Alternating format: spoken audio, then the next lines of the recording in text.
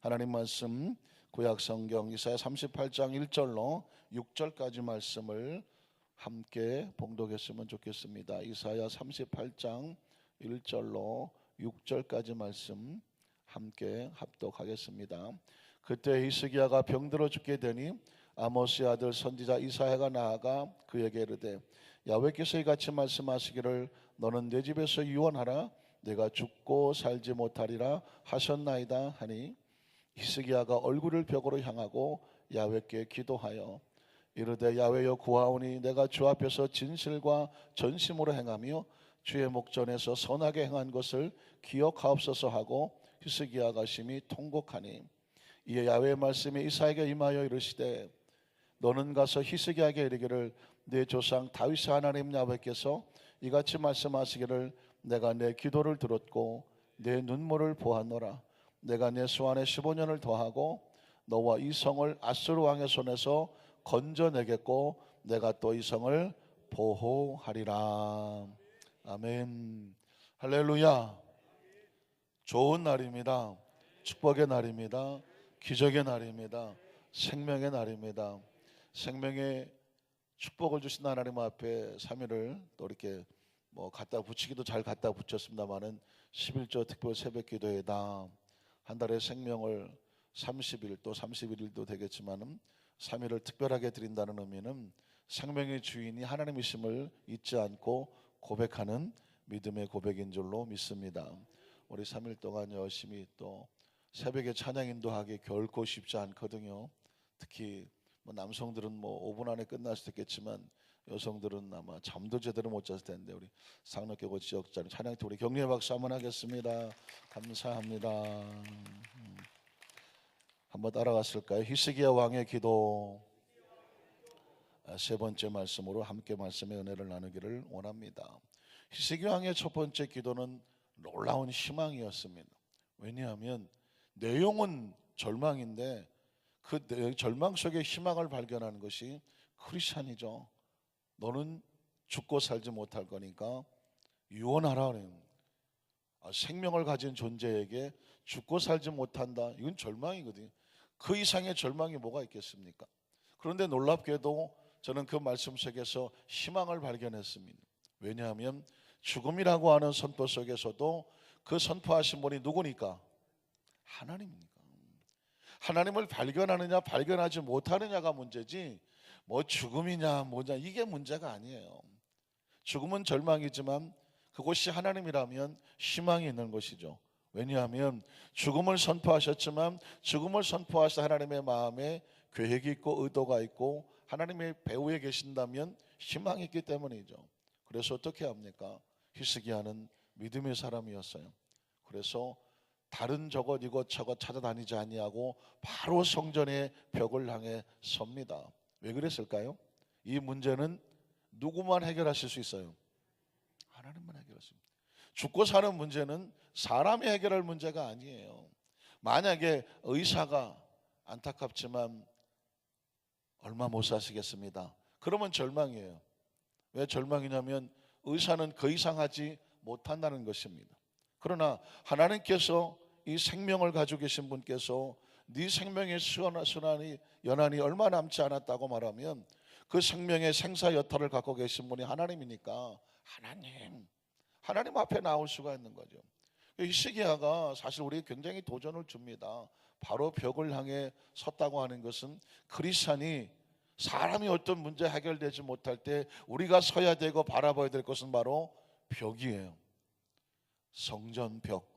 하나님 앞에 나와서 세상을 등지고 하나님 앞에 섰다는 것입니다. 한번 따라하실까요? 세상을 등지고 우리는 하나님 앞에 나와 있습니다. 이게 벽을 향하여 섰다는 것입니다. 그리고 그의 기도가 놀라운 것은 통곡하고 하나님 앞에 엎드리되 뭐라고 말합니까? 하나님, 내가 하나님 앞에서 진실과 전심으로 주의 목전에서 선하게 행한 것을 기억해 달라고 고백합니다. 제가 이 히스기야 기도를 가만히 묵상을 하면서 문득 오래전에 그런 기도를 또 그런 생각을 해본 적이 있습니다. 내가 어떻게 하다가 목사가 됐을까? 어떻게 하다가 죄족이 됐을까? 어떠세요? 혹시 장로님들 계시고 뭐 우리 안수집사님들 계시고 권사님들 또 뭐 여러 가지 모양의 또는 우리 성도님들이 또 모습 속에서 내가 어쩌다가 구원을 받았을까, 또 어쩌다가 이런 축복을 받았을까, 내가 어쩌다가 하나님은 나에게 이런 직분을 주셨을까, 사명을 주셨을까, 혹시 궁금해하신 적 없으신가요? 저는 문득 그런 생각이 들더라고요. 야, 내가 어쩌다가 정말 이 강단에서 말씀을 선포할 수 있는 주의 종이 되고 설교자가 돼서 여기까지 와 있을 수 있을까? 왜냐하면 이렇게 생각한다는 것은 도저히 그럴 만한 제목도 안 되고 여건도 안 되고 능력도 안 되고 그럴 만한 존재가 안 된다는 것을 자신이 너무 절박하게 잘 알고 있기 때문이죠. 그런데 문득 묵상하는 가운데 아주 옛날 한 가지만 딱 떠오르더라고요. 한 가지. 그래서 성령께서 주신 말씀인지 내가 생각하는 말인지는 모르겠지만 어쨌든 그렇게 기도하고 그렇게 묵상하는 가운데 주신 말씀이니까 성령님의 마음이다라고 믿고 싶을 정도예요. 왜냐하면 제가 주장할 수가 없기 때문이죠. 내가 이렇게 했더니 하나님께서 나를 주의 종으로 만들어 주셨다 이렇게 말할 수 있는 건덕지가 아니라면, 겨우 하나 찾아낸 게 뭐냐? 저는 아주 어려서부터 교회에서 살았어요. 아주 어려서부터 주일학교를 다녔고, 주일학교를 다니면서 정말 열심히 특심이신 어머니를 따라서 어린 나이에 어른 예배를 다 소화했습니다. 왜냐하면 어머니들하고 같이 다녀야 되니까 할 수 없이 끌려다니는 거예요. 성가대 연습하면 성가대 연습장에 가서 졸든 쓰러지든 엎어지든 앉아 있었고, 저녁 예배까지 또 들으신다고 할 때 저녁 예배까지 가서 주일날 또 앉아서 있었고, 누워 있든 엎어져 있든 뭐 거꾸로져 있든 간에 아주 어려서부터 이 어린 예배도 다 따라다녔으니까, 제가 그러잖아요. 어렸을 때 이미 찬송가는 다 섭렵했다고. 그냥 눈 감고 누워 있어도 몇 장인지 다 알아. 저 거기에 몇 절인지 가사까지 다 알아. 이미 어렸을 때 신학 공부를 하나님이 다시, 찬송은 그냥 어렸을 때부터 알고, 중학교 때부터 성가대를 하고 고등학교 때부터 교사를 하고, 그리고 신학을 다니면서도 늘 봉사하고, 그러니까 중고등학교는 거의 교회에서 살았습니다. 학교 갔다가 집으로 안 가고 어디로 왔냐면 교회로 왔어요. 교회 와서 성경 보고, 교회 와서 숙제하고, 교회 와서 공부하고. 지금 가만히 생각하니까 집보다 교회가 더 좋았었다. 그건 누가 시켜서가 아니라 지금 생각해 보니까 그런 생각이 들고, 제가 한번 말씀드렸나요?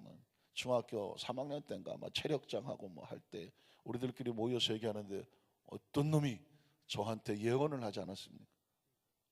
야, 유민아, 네 목소리는 전도사님 목소리 같다. 이미 중학교 3학년 때. 전 그때 펄펄 뛰었죠. 이 사람이 무슨 소리를 해? 내가 무슨 전도사님? 야, 내가 무슨 그런 소리 하지 마. 큰일 난다 막. 그랬던 기억이 나는데 세월이 지나니까 그 친구가 선지자가 돼요. 제가 중학교 3학년 때 뭘 한다고. 야, 네 목소리는 무슨 전도사님 목소리 같다. 그래서 그 친구가 예언을 해서 여기까지 왔다고 하는 생각이 들고, 중학교 때 고등학교 때 교회에서 살고, 교회 건축한다 그러면 벽돌 찍어다가 날르고, 벽돌을 직접 찍어서 옛날에는요 니아카에다 실어갖고 벽돌 쌓고, 세멘트 공구리 친다 그러면 공구리 치고 미장하고, 크리스마스 되고 그러면 장식한다 그러면 교회 꼭 지붕 꼭대기로 올라가서 별 달고 이런 거 있잖아요. 행사하는 건. 가만히 생각하니까 교회 행사를 갖다가 전부 학생들이 준비했던 것 같아요. 장식하고 만들고. 그러니까 사실은 중고등학교 시절에 그런 걸 다 하셨던 기억이 나고, 그러니까 거의 지금 저는 학창 시절은 교회 생활밖에 기억이 별로 안 날 정도예요.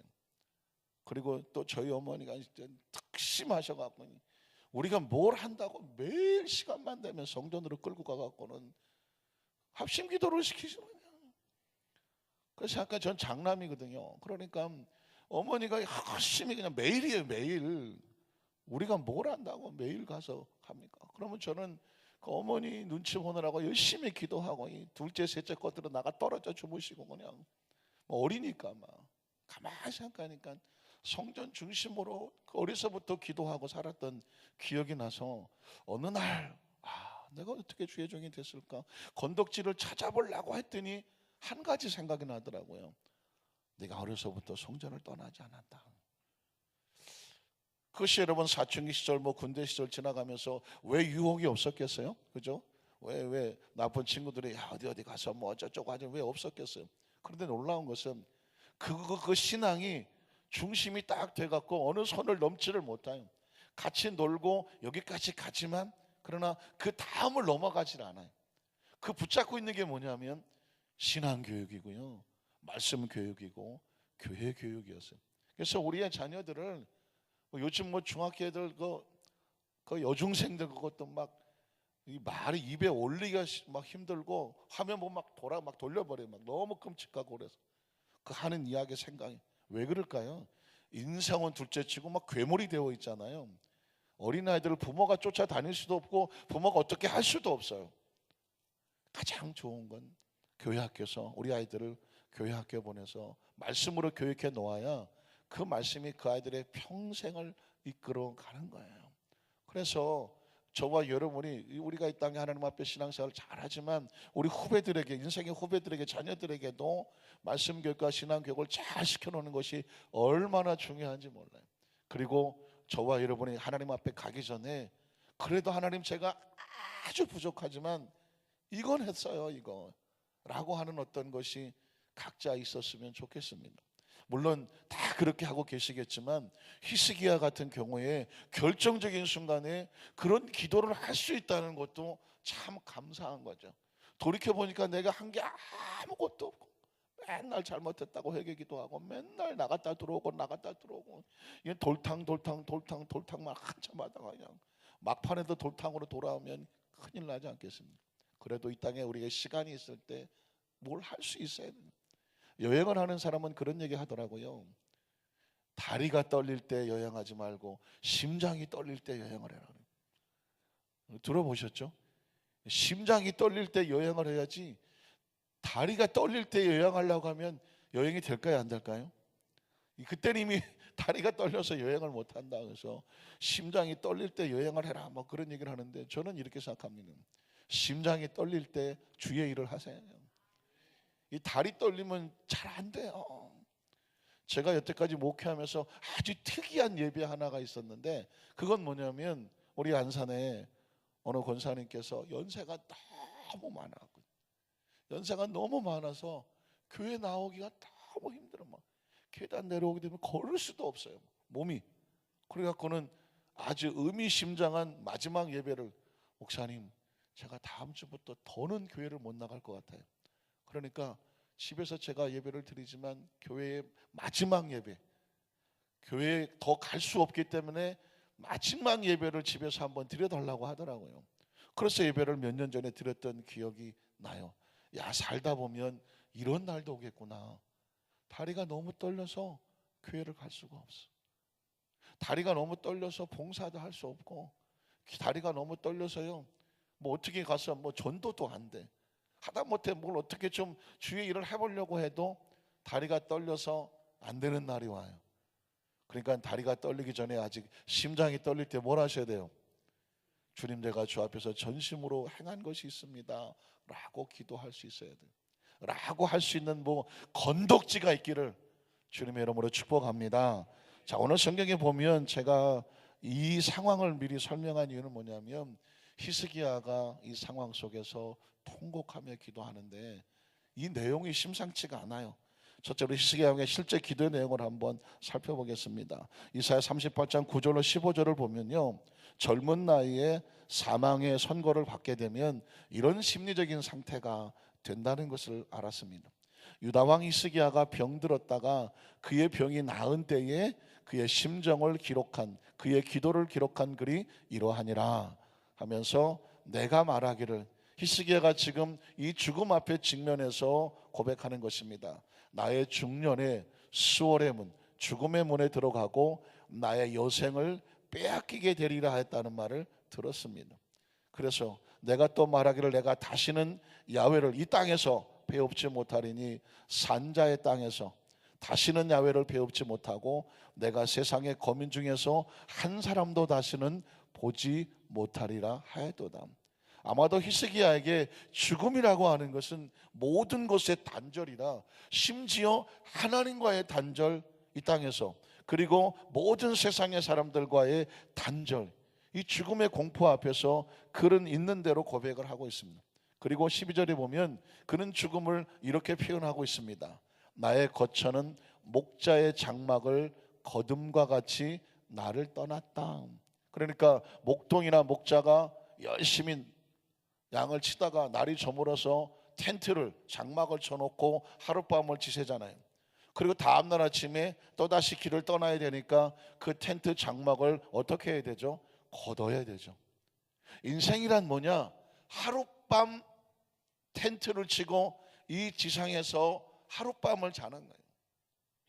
그리고 저 동편에 해가 떠오르면 하룻밤 잤던 그 장막을 걷고 그리고 다른 길을 떠나는 것입니다. 그 장막을 치고 하루 사는 게 뭐다? 인생이에요. 그래서 인생은 어떤 면에서 하루살이에요. 큰 틀에서 보면 한 번밖에 안 사니까, 딱 한 번 사니까 인생은 하루살이에요. 목자가 하룻길에 장막을 거둠과 같고, 또 죽음을 이렇게 표현했습니다. 직공이 배를 걷어 마름과 같다. 여러분 혹시 예전에 배틀을 짜보셨나요? 배틀에 배를 짠다는 거예요. 무슨 이쪽 저쪽 사선으로 배를 짜죠. 올라갔다 내려갔다 당겼다고 배를 짭니다.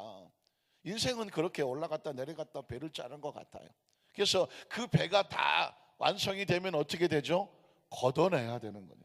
걷어내. 그래서 히스기야는 자신의 죽음이 마치 배를 짜는 것 같아서 이제 마무리가 돼서 배를 걷어내려 마름과 같다고 말하고 있습니다.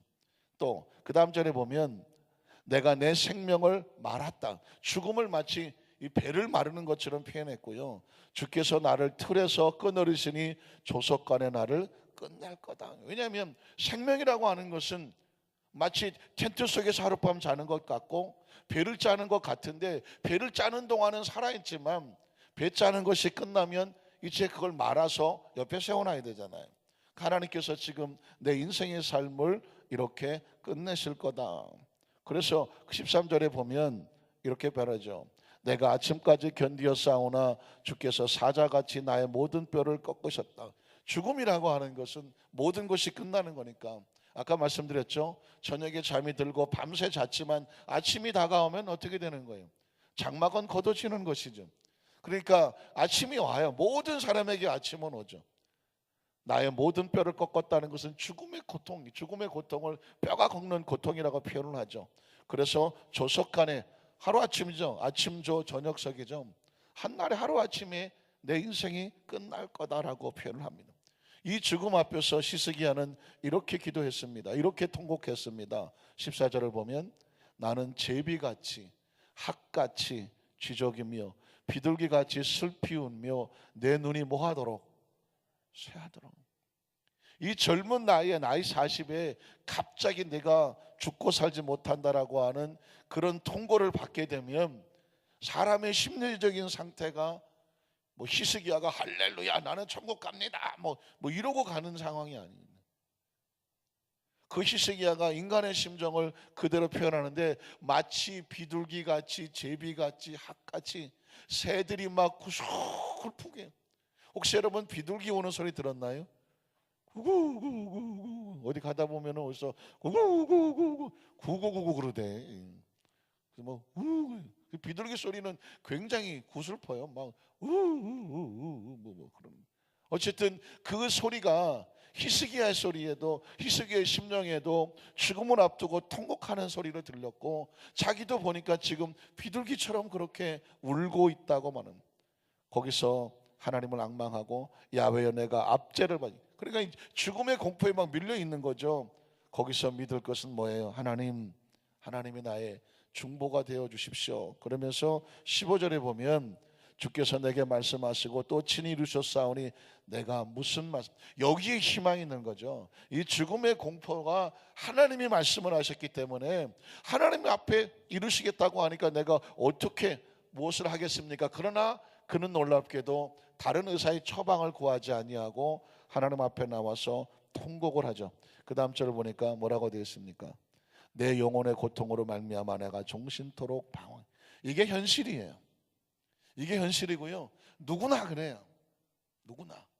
그런데 히스기야가 이 상황 속에서 드디어 16절서부터는 방향이 바뀌고 고백이 바뀝니다. 기도가 됩니다. 주여, 사람이 사는 것이 어디에 있습니까? 죽고 사는 것이 하나님에게 있는 거예요. 죽고 사는 것이 하나님에게 있고 내 심령의 생명도 온전히 어디서 편안해집니까? 하나님 안에서 편안해집니다. 아까까지만 해도 종일 압제에 눌리고 방황하고 내가 죽게 됐습니다라고 하고 통곡하고 하지만 그 가운데서 그가 하나님을 발견하고 하나님 앞에서 그 고백을 하기 시작하지 않습니까? 죽고 사는 것은 하나님에게 있고 내 심령의 생명도 하나님 안에서만이 온전히 거할 수 있습니다. 그래서 그 다음 절 보면 여러분이 평생에 밑줄을 쳐놓으셔야 되는데 16절에 이렇게 기도하죠. 원하건대 나를 치료하시며 나를 살려주십시오. 주님께서 넌 죽을 거라고 말했는데 이 히스기야는 하나님이 말씀하셨는데 그러면 죽어야지. 근데 하나님의 심장을 향하여 달려들면서 하나님 나를 치료하시고 나를 살려주십시오. 나를 살려주실 분은 누구밖에 없어요? 하나님밖에 없습니다.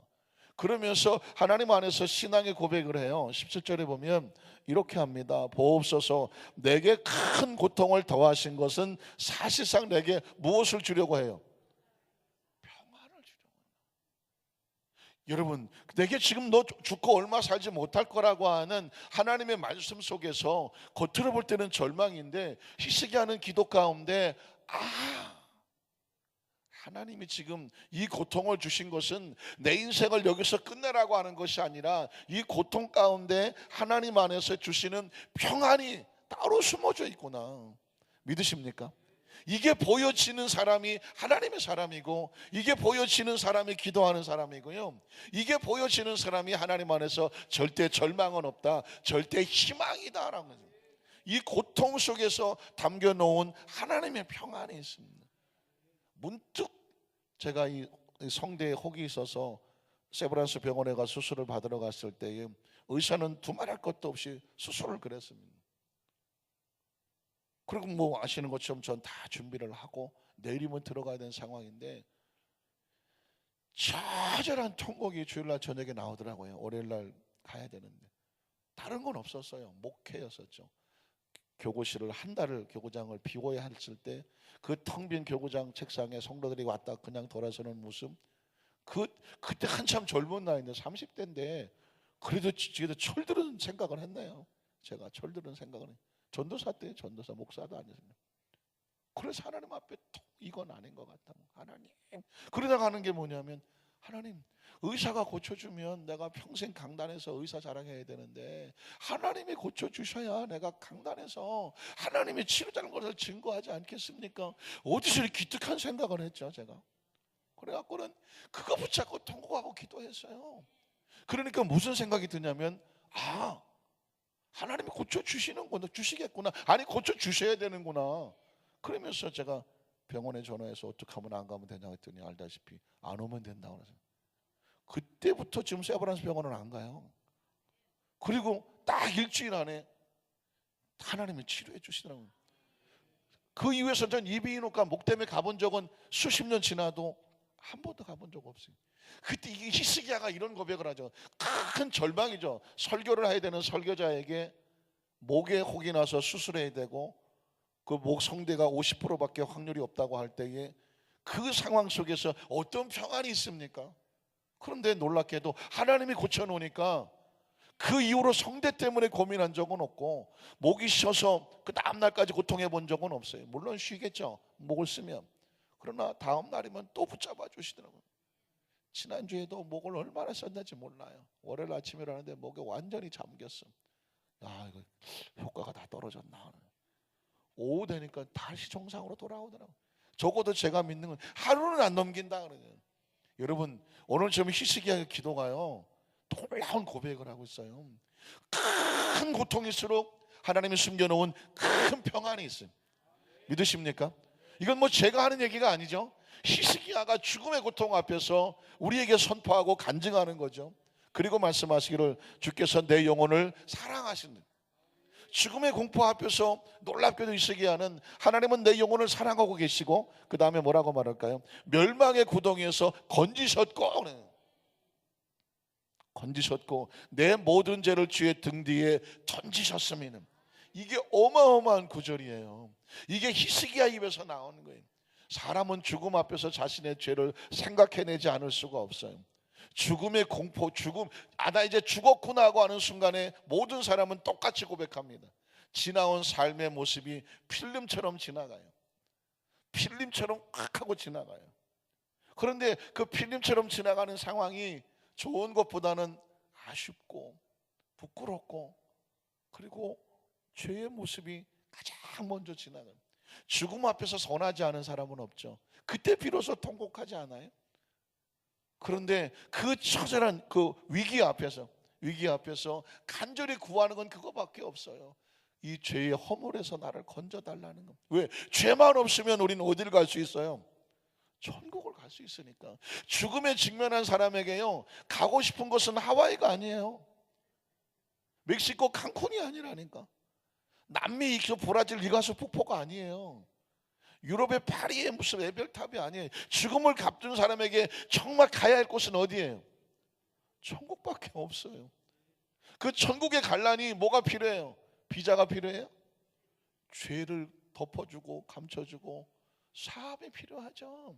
그래서 예수의 피밖에 없네 하는 건데, 히스기야가 놀랍게도 주께서 내 모든 죄를 내 등 뒤로 던졌어. 하나님의 등 뒤로 던졌어. 하나님의 등 뒤로. 그럼 보여요, 안 보여요? 안 보여요. 누가 안 볼까요? 하나님이 죄를. 그래서 죄가 없어지는 게 아니라 주님께서 죄를 덮어주는 거예요. 믿으십니까? 그래서 그 다음 절을 보면 너무 주옥 같아서 그냥 시간은 없지만 읽어만 가겠습니다. 수월이 그 죽음이죠. 사망에서 주께 감사하지 못하며 사망의 주를 찬양하지 못하며 구덩이에 들어간 자가 주의 신실을 바라보지 못하되, 그러나 하나님 안에서 산 자, 곧 산 자는 오늘 내가 하는 것과 같이 주께 감사하며 주의 신실을 아버지가 그의 자녀에게 알게 하게 하겠습니다. 20절에 보면 결국 그는 치료를 받습니다. 야훼께서 나를 구원하시리니 우리가 종신토록 야훼 전에서 수금으로 나의 노래를 노래하리로다. 치료받은 것을 찬양하죠. 이사야가 이르기를 한 뭉치 무화과를 가져다가 종쳐. 히스기야의 병이 암으로 추정되는 것은 뭐냐면 그 골마서 썩어서 터져나는 그 종기 상처에다가 무화과 열매를 갖다가 붙이면 왕이 나으리라 하셨고, 결국 22절에 보면 히스기야가 말하기를 내가 야훼 전에 올라갈 징조가 무엇이냐 하였더라. 결과 어떻게 됐나요? 이사야 38장 4절로 5절로 다시 돌아가면, 이에 야훼의 말씀이 이사야에게 임하여 이르시되, 그 통곡이죠. 너는 가서 히스기야에게 이르기를 내 조상 다윗 하나님 야훼께서 이같이 말씀하시기를 내가 하는 그 통곡의 기도를 하나님께서 들으셨고 내 눈물을 보았죠. 내가 내 수완에 15년을 토하고 생명을 살리시죠. 마음이 바뀌시죠. 회복을 시키죠. 나가서 놀랍게도 보너스가 있었어요. 너와 이 성을 아스루 왕의 손에서 건져내겠고 내가 또 이 성을 보호하리라. 말씀을 정리합니다. 사랑하는 성도 여러분, 한번 따라 하실까요? 하나님 안에서 절대 절망은 없습니다. 절대 희망입니다. 히스기야의 죽음은 절대 절망인데, 제가 볼 땐 우리가 함께 말씀을 나누다 보니까 절망이 한 군데도 안 보이잖아요. 희망이잖아요. 하나님의 희망이고 말씀이 희망이고 기도가 희망이고, 믿으십니까? 그 히스기야의 모든 간증이 희망이고 찬양이 희망이고, 그리고 하나님께서 우리 주시는 선포가 희망 아닙니까? 내가 내 눈물을 보았고 내 기도를 들었고 네가 몰랐던 것이지만 네 처해 있는 모든 상황에서 내가 너를 건져내겠고 생명을 보호하리라. 오늘 이 말씀이 이번 3일 동안 참석 어려운 성도님들에게 평생의 가슴에 느껴있는 내게 주시는 말씀 레마가 되시기를 주의 이름으로 축복합니다. 기도하겠습니다. 하나님 아버지 감사합니다.